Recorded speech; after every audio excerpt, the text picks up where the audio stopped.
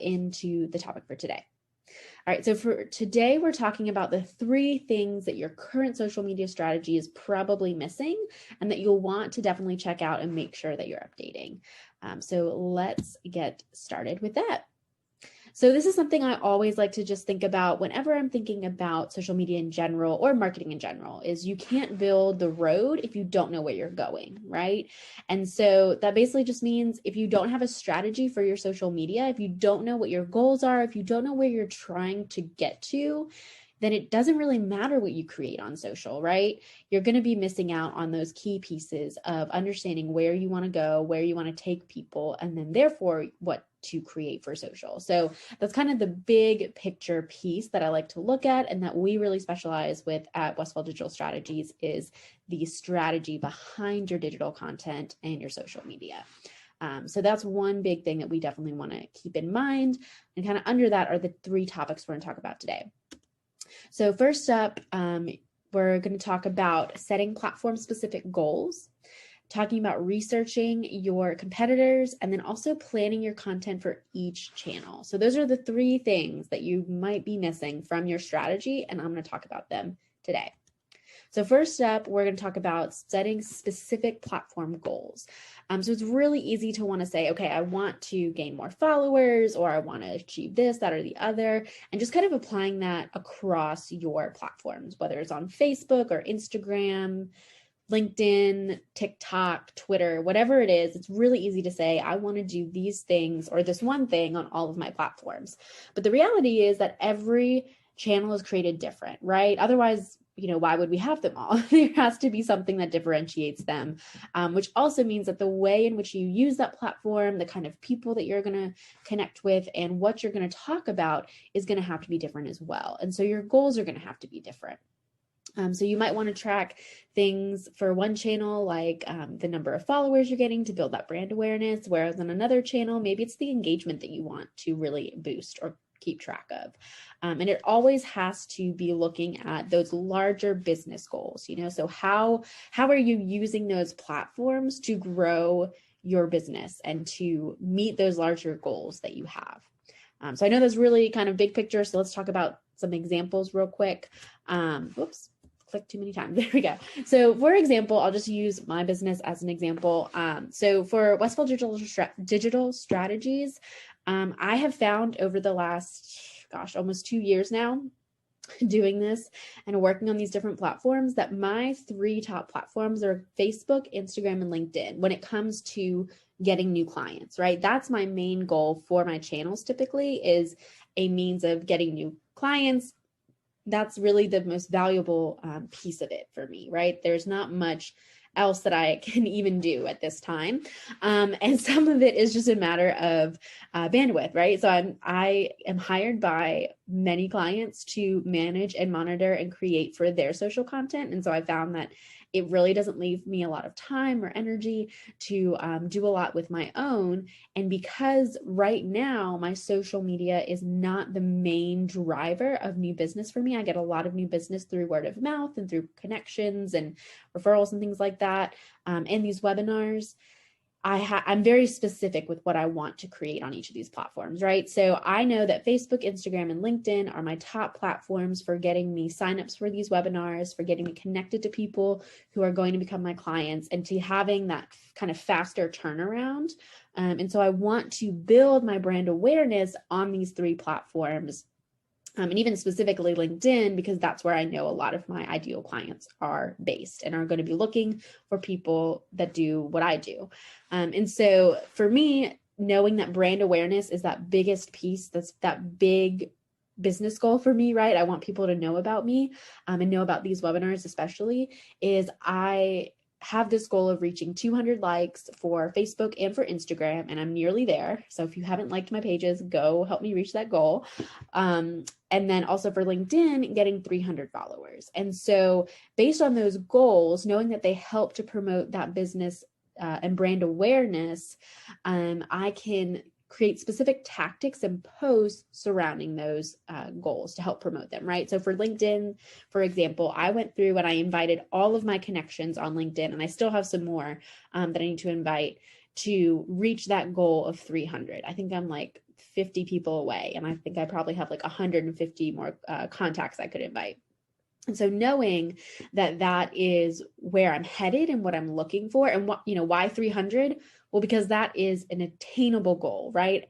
I could say I want 10,000. 10,000 would be great. 1,000,000 people would be great on all of these, but that's not necessarily going to be what's going to convert clients in, or my audience into clients, right? I know that if I have 300 people following me on LinkedIn and 200 people following me on Facebook and Instagram, that I am likely going to fill up my plate and my client book very quickly, focused on those, right? Even if I get 10% of those followers to convert into clients of some kind, if it's 20 people for each of those, or 30 people for LinkedIn, like that's more than enough clients for me. And so just having that mindset, knowing, okay, it doesn't have to be 1,000,000 people following me. I want to focus on the amount of people that I can actually tangibly reach, and the goals that I can really achieve. And that can be really helpful. And along with that, it's also looking at, the engagement. So like I said, part of the reason I'm focusing on brand awareness for my business is because a lot of my business contacts and clients come through word of mouth. And literally all of these random, incredible people who just recommend me to other people. And so knowing that these are not the main drivers of business for me, it's not necessarily my top priority. But if you have a business that, let's say maybe you're selling products, or maybe you have kind of a quick, I don't want to say turnover, but if you need to have that constant streamline of people coming through your pipeline, then you might want to be looking at engagement. You may need to be looking at website clicks. You may want to focus on the number of in conversations you have on these platforms, right? So you need to think about the right goals for your business, but then also put them into perspective for each of your platforms. So let's say you want to have a certain number of conversations with people. Maybe Instagram is a really great and easy way for you to have those conversations. And it's been a really helpful platform for you to have that. But maybe Facebook's not, or vice versa, or maybe LinkedIn is your like go-to number one conversation starting platform. Whatever it is that you think and have found, or that you think might come up and you want to test out, create goals around that and focus on those things. And part of that is, the reality is there's so much content on these platforms, and there's so much work that we're all doing. You can't do it all, right? And you certainly can't do it all by yourself. So unless you have help, unless you have someone working with you, it can be really hard to reach those goals if you're trying to do it on every platform. So by focusing on specific goals for specific platforms, it also frees you up to really make the most out of each of those connections in those platforms. So for example, I do have a Twitter and I do have a Pinterest, and I did keep them up to date for a while, and I still post on them every once in a while, but they are not my number one business drivers. And so I have chosen to put them on the back burner, essentially, and to say, okay, I'm going to keep them updated. I'm going to check in on them, but they are not, where I need to be focusing my time. And so I'm going to maintain them, but I'm not necessarily going to have any crazy goals for them. And that's something you may need to do as well. And part of it being a social media manager is I just keep up with them just so that I can stay on top of what my clients will need, and I can kind of play around with different things for my own business and experiment there before doing that for some of my clients where maybe that's not going to be as helpful. So that's kind of just for me, and that's where it's really important to think through how long or how much time you need to spend on each and what's going to work for you. I do have a TikTok. I have yet to create any content for it, mainly because I spend all of my time doing other work. And so by the time I'm done with that, it's hard to get there, but maybe TikTok's the next one for you, right? So think about these specific platforms, think about how each of them are contributing to those larger business goals, and then make specific goals based on those platforms and what's realistic, right? So the reason I have 200 for Facebook and Instagram is I'm close to that, right? I have, I don't know, probably 170 something on each of those. And so my goal is to reach 200 by the end of this month. That's doable. That is achievable with what I have available in my time and everything to give to that. Whereas LinkedIn, I'm already at 200. So I don't need to set a goal for 200. I need to set, something higher. So you can even look at it that way, is if you're looking to build that brand awareness, look at just how many people are following, and then make, maybe it's a 10% growth, maybe it's 20%, whatever that is. Think about that and make those goals there. So that's kind of the one thing that oftentimes I see. It's really easy to just plaster one goal across all your platforms, but that's not always necessarily going to be the best choice for you. So definitely take the time to kind of think through it and decide what's going to be the smartest and most effective use of your time and a goal that you can achieve, but still challenge yourself. All right, so that's the first one. The second one is research your competitors. And so this is something that can be really overwhelming even. And so a lot of times I've even kind of pushed it to the side, but I've been doing a lot of competitor research for my clients recently, and it just brought me a lot of awareness that this is something most people don't typically do. So researching your competitors is really helpful, even just to see like what they're doing well and what maybe they're not doing well, right? So questions you could be asking yourself as you're looking at like your top 3 competitors are, what types of content are they posting? Are they posting mainly images? Are they posting links and articles? Are they monopolizing their content with video? Like, what is it that they're posting? And how could you maybe learn something from that? What do they use, or how do they respond to comments? I was doing some research this afternoon for one of my clients, and I saw that there was this really great brand that's a big competitor for them that, we kind of want to mimic in some ways. But one big red flag I saw was that they were not answering or responding to any of the comments people were leaving on their posts. And so that's a lot of missed opportunities to connect with people.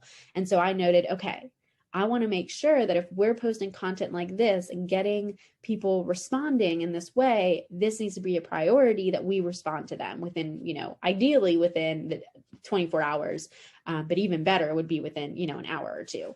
And so there's a lot of opportunity there.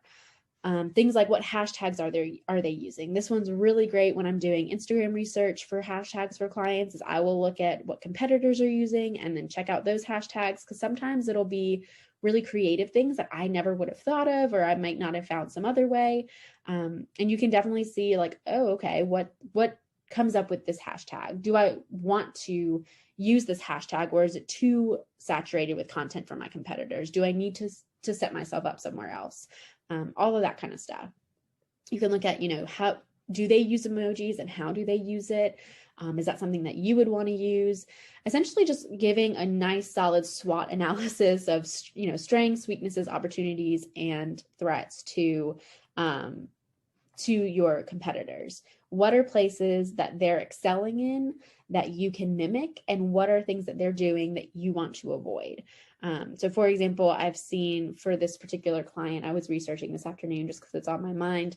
A lot of their competitors are not utilizing video, but the industry is perfect for video, right? And so I am going to recommend to them that we really investigate and look into investing in some solid video content and getting creative in how we can do that, because that will cause us to stand out even more from those competitors. If we just continue to do exactly what they're doing, we might get the same results as them, which could be good, but we want to get something even better, right? So how can we take what they're doing and improve upon it, or avoid the things that they're doing that we don't want to emulate?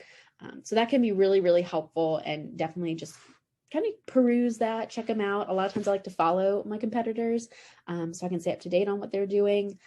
So just see how that can kind of help you decide whether or not you want to work a certain way within your strategy or not, and even what platforms people are on. Okay, the third piece, because I definitely want to leave time for questions, is plan for each channel. And this is really, really tough and takes a lot of time and energy. So if you hear this and you're like, oh my gosh, that sounds so exhausting, it can be, but it doesn't have to be, right? And that's where planning ahead of time is really helpful.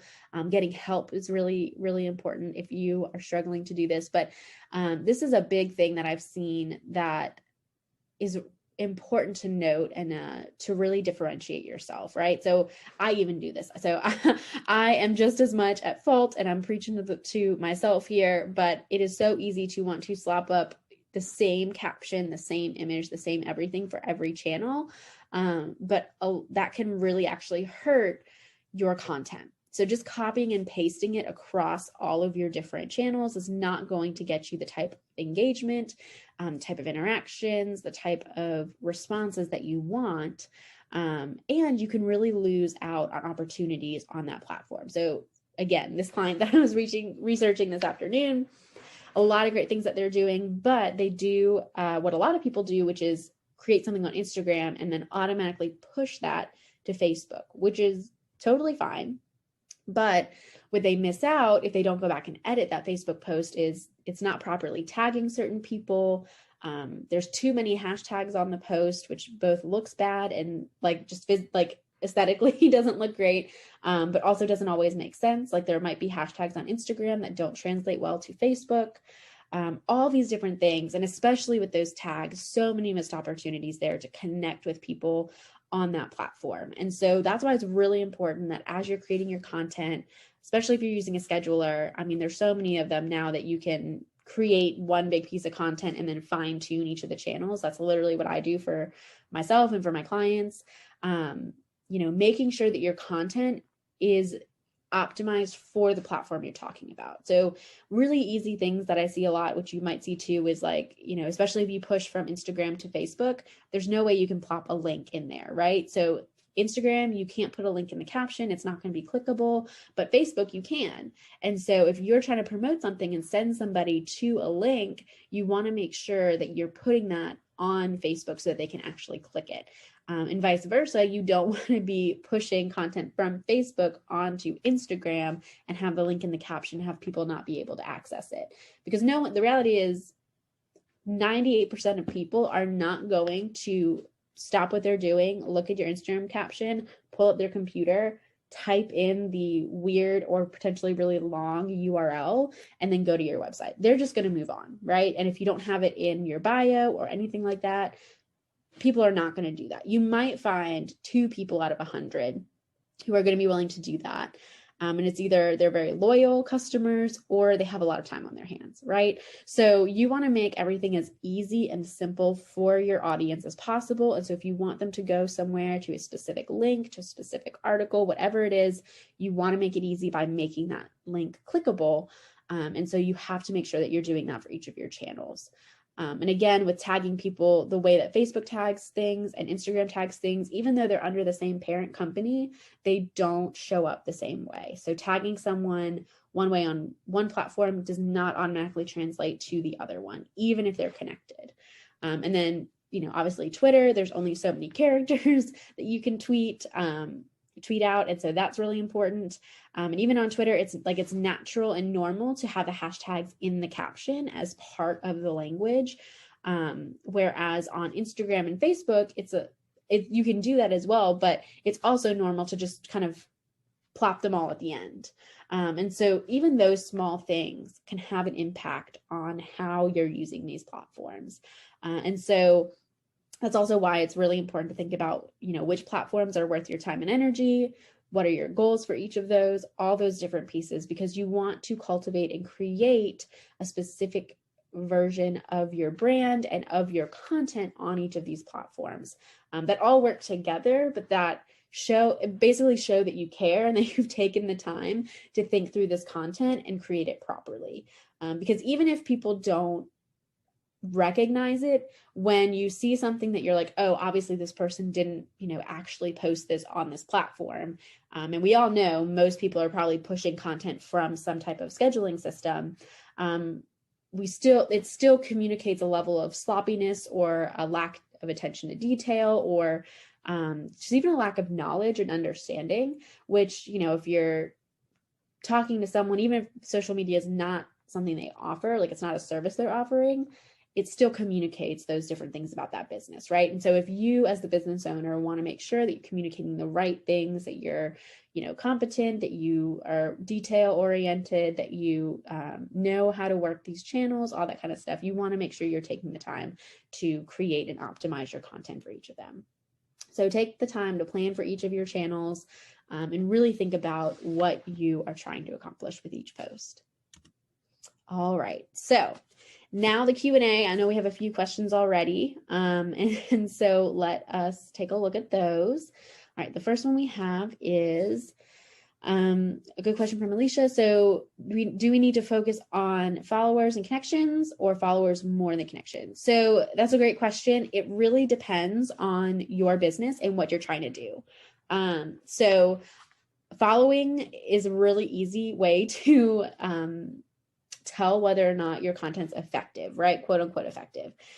But if you really want to be making a certain number of sales, if you want to see a certain level of conversion, if there's something that you want more than just that brand awareness, more than following, that's where the connections are important. So let me give kind of a better example. So I have a client that I've been working with for a while, and she is working on creating and publishing a book, right? And so part of a publisher's job is to make sure there's an audience who actually cares about what she has to say, right? And so one of the ways they measure that is based on your following on social media. And so specifically for her, we're looking at Facebook and Instagram. And so our goals for her are to grow her following so that we can show the publishers, hey, people actually care about what she has to say. She has a following, and, essentially there's X amount of people who are likely to buy her book, right? So 10,000 people who are following her on Facebook means 10,000 potential buyers, right? So for them, that makes sense. That's important. But for example, for my business or for other service-based businesses, if I had 10,000 followers, that would be great, but I can't take on all those clients, right? I couldn't even take on 1% of that or whatever, or 10%, whatever it is. I know that I have a certain, threshold of clients that I can add to my book of business.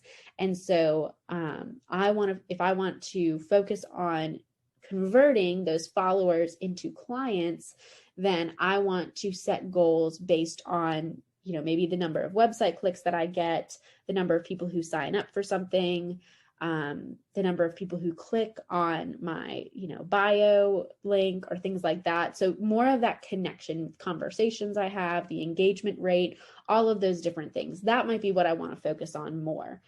Because right now I have more than enough clients on my books. I'm leaving it more as this brand awareness, wanting to generate followers so that I'm not letting my content get stale.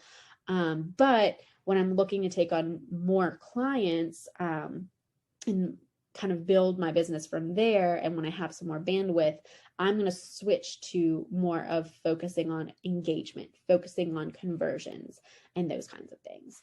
So it really depends upon what you're looking to do and what your social media is actually doing to help grow your business. So that's a great question. All right, let's see. Another one we have. How long did you test Twitter and Pinterest to understand that they shouldn't be your focus? So that's a great question.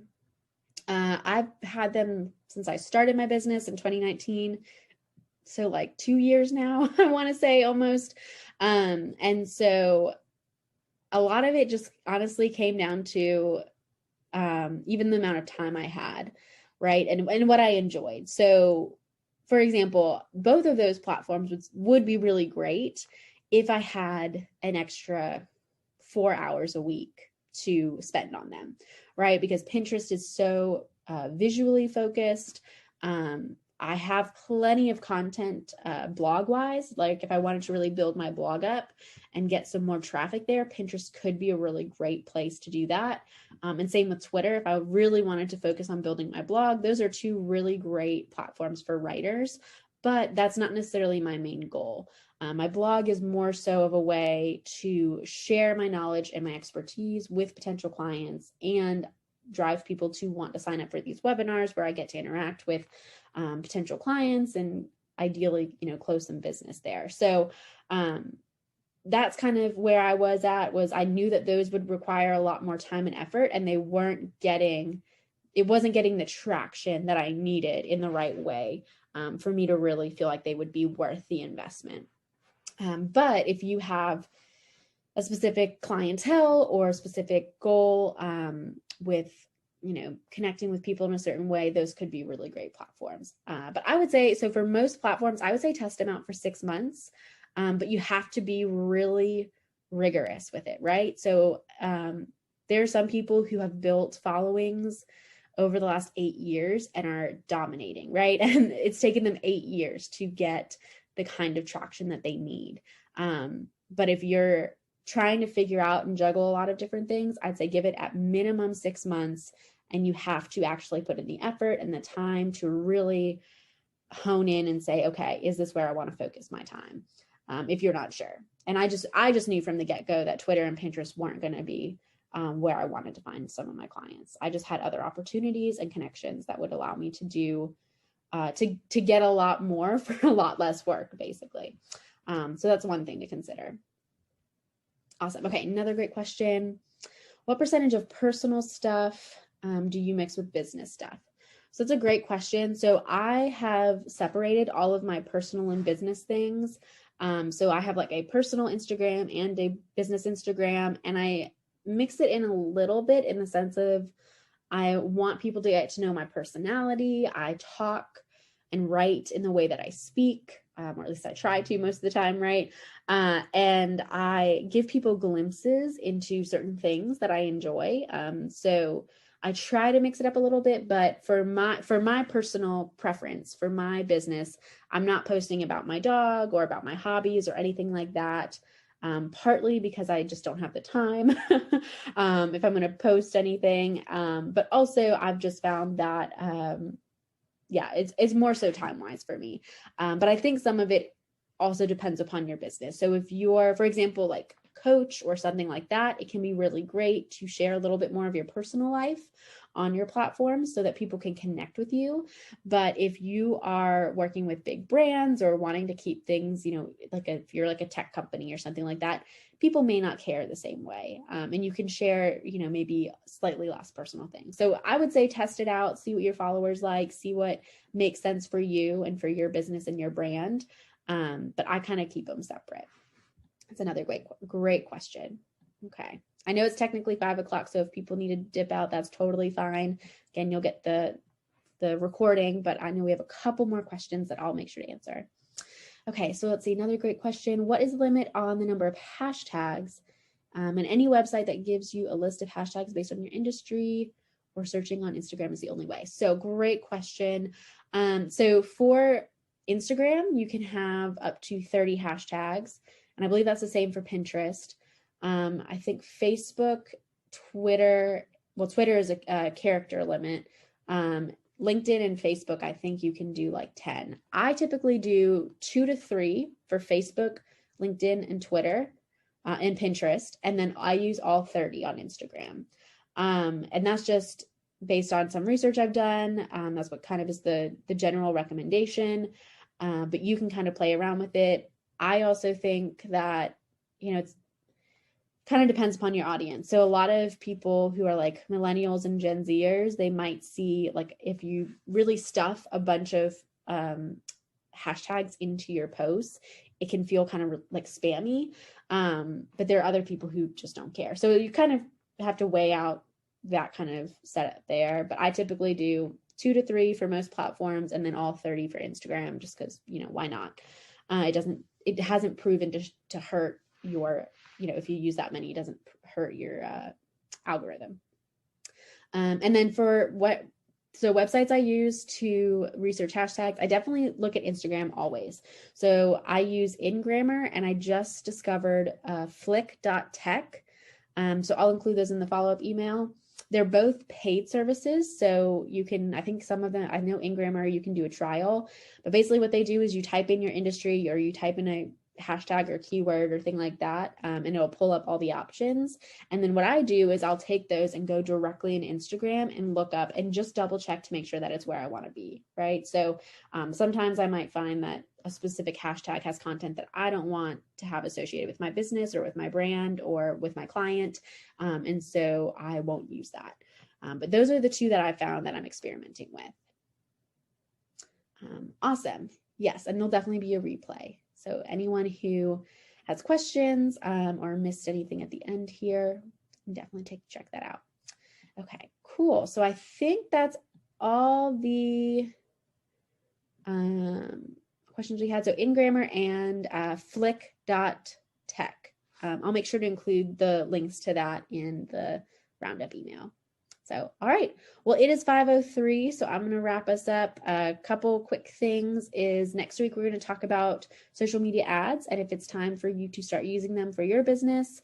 And then also I will include a survey in the follow-up email that I would love to get your insights on, just what you want to learn about next, what kind of content you would find helpful, and if you have any other thoughts or things like that. So please feel free to share your feedback with me. Thank you guys so much for joining me this week, and I am looking forward to seeing you guys back here next week. And I will talk to you soon, hopefully. All right, bye.